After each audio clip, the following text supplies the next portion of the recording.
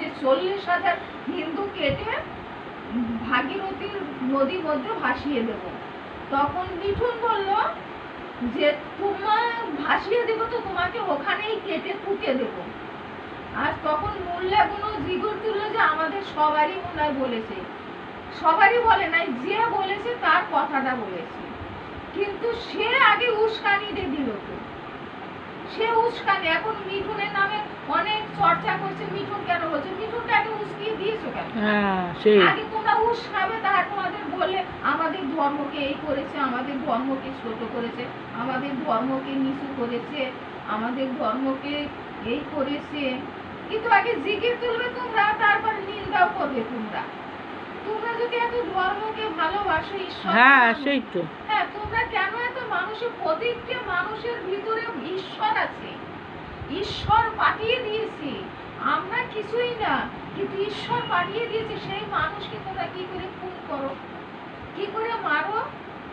তোমাদেরও তো একদিন যেতে হয়। তোমরা ভাবো তো, তোমরা একজনকে খুন করে তোমরা জীবনে বাঁচতে পারবে না, তোমরা সারা জীবন বাঁচবে, কিন্তু তোমাদেরও তো যেতে হবে। যতদিন বাঁচো ভালো কর্ম করো, ভালো সবকিছুই করো, মানুষের সঙ্গে ভালো ব্যবহার করো, সেটাই তো, ব্যবহারটাই তো আসল, টাকা পয়সা কিছু না, কিন্তু ব্যবহারটা মানুষের কাছে সারা জীবন থাকবে। হ্যাঁ, সব পৃথিবীতে গরিব, এসেছো গরিব, যাবেও গরিব, ভাড়া বাড়ি আমরা রয়েছি, সব ভাড়া বাড়ি, সব ঈশ্বরের কাছে সবাই চলে যাবে, কিন্তু ব্যবহারটা সারা জীবন থাকবে।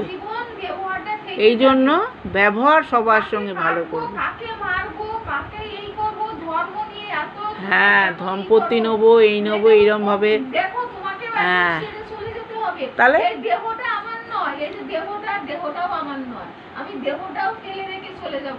যেমন পুরানো কাপড় বস্ত্র পুরানো হয়ে যায়, আমরা ফেলে রেখে দেই, আমাদের বস্ত্রটাও পুরানো হয়ে যায়, আমরা আবার নতুন ভাবে জন্ম নিই। কিন্তু যে যা কর্ম করেছে সেই কর্মে তার ফল দেবে, ফল দেবে। কিন্তু মানুষের ভালোবাসাটা হচ্ছে আসল। কেউ যদি তোমাকে ভালোবাসে, তুমি বাঁচতে পারো, উচিত, ভালোবাসা উচিত। ভালোবাসাটা হচ্ছে সবচেয়ে থেকে সুন্দর।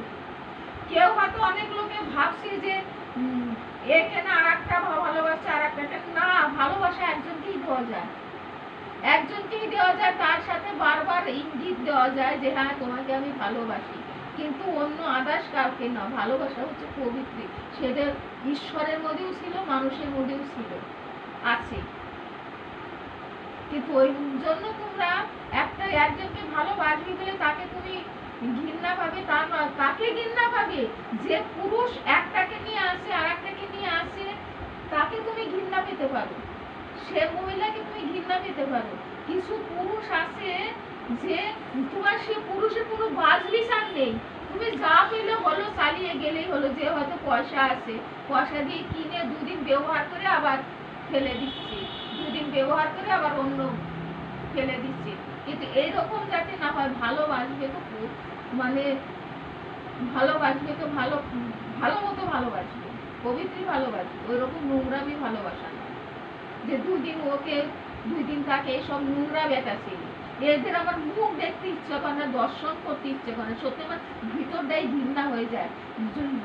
যদি যে এইসব পুরুষের যদি মানে সামনে দিয়ে আমার হেঁটে যেতেও ঘৃণা লাগে, কিন্তু এইসব পুরুষকে আমার দেখতে ইচ্ছে করে না। যে 2 দিন আগে ওকে ভালোবাসলো, আবার 2 দিন আগে ওকে খেয়ে দিয়ে আবার 2 দিন পরে তাকে, 2 দিন পরে সে একটা উপযুক্ত মহিলা, তাও তাই একটা কোথায় একটা কে মানে কিরকম দেখতে, এই সেই মানে তাদেরই ভালোবেসে যাচ্ছে। কিন্তু সে কত নোংরা হলে খালি এইরকম করে। বউ আছে, তোমার ছেলে পেলে আছে, বড় বড় ছেলে, তা তুইও কি দেখে ওইখানে পড়ে থাকে এইসব পুরুষগুলো। ওরা কি চায় যে মানে আমি ফুর্তি করব, যা হলে হলোই হলো, একটা বাজ বিচার নাই, বুঝলে? যা কিছু হলে হয়েই গেল, বন্ধ।